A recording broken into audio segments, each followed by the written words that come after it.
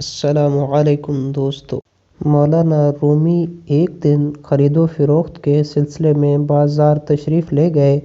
ایک دکان پر جا کر رک گئے۔ دیکھا ایک عورت کچھ سودا سلف لے رہی ہے۔